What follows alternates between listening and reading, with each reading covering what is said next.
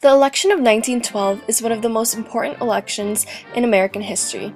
Here we see a debate about the views of the relationships between politics and economics.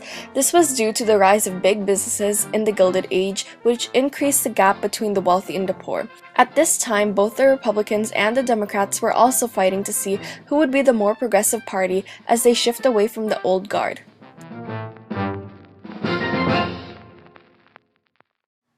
In June of 1912, the Republicans met to decide who would be the Republican nominee for the upcoming election. The Old Guard, who controlled the Republican convention, voted for William Taft to run for presidency again. They picked him because he was closer to the Old Guard side and could be easier swayed than Theodore Roosevelt. There was already tension between the two after Taft fired Gifford Pinchot, a friend of Roosevelt. Many Republicans who were more on the progressive side than the Old Guards wanted to nominate Theodore Roosevelt instead. When Taft won the nominee, about 344 delegates left the convention. William Taft was president in 1908. He passed the 16th Amendment, which created income tax. He also pursued more antitrust cases than Roosevelt. But because he wanted to be a judiciary, he was more moderate and thought about things longer, making him less appealing than Roosevelt. His stance was that economic individualism could remain the foundation of social order. The government and entrepreneurs should cooperate.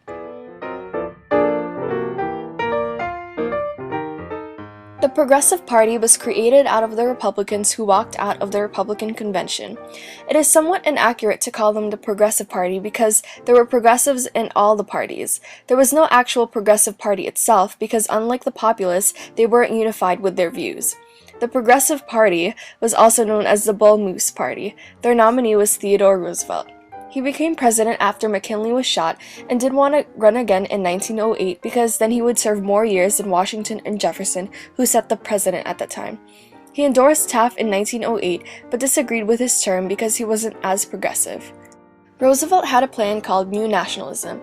It said only the controlling power of the government could restore the liberty of the oppressed. He called for heavy taxes on personal and corporate fortunes and federal regulation of big businesses like the railroads. The big businesses would work with the government because they were scared of complete government control.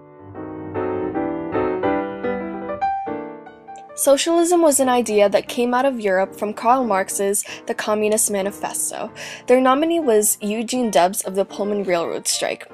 Some may say that he wanted to abolish capitalism since socialism was the Marxist stage before communism. The party ran on the following ideas: tax reforms like graduated income tax, increase of tax rates to present corporations, minimum wage by establishing a minimum wage scales, direct election of presidents by direct vote, social insurance for workers like unemployment, and compulsory insurance for workers. The Democrats saw progressivism as a way for the Democrats to be important again after a long Republican rule. Woodrow Wilson was the candidate for the Democratic Party, served as president of Princeton University and later as governor of New Jersey. He believed that democracy should work alongside market competition and would free government from big businesses. His plan, called the New Freedom, strengthened antitrust laws and protected unions without increasing government regulation of the economy. He threatened to break up trusts and, if necessary, use government control to take over businesses. The Old Guard Democrats only wanted to protect race discrimination, which Wilson was very okay with. For the most part, Wilson had less problems with the Democrat Original Guard than Roosevelt did with the Republicans. All candidates ran in a progressive mindset. By the split of the Republican Party, Woodrow was able to obtain 40 states with 41.8% of the vote and was the first one to win consecutive terms since Andrew Jackson. The election shows that about 60% of the population are progressives and not part of the Old Guard anymore. The Bull Moose Party dies out by 1916 as members return to the Republican side, but Taft and the Old Guards controlled the party until 1928. Wilson also abandons New Freedom and uses a form of New Nationalism, but his presidency is overshadowed by the chaos in Europe leading to World War I.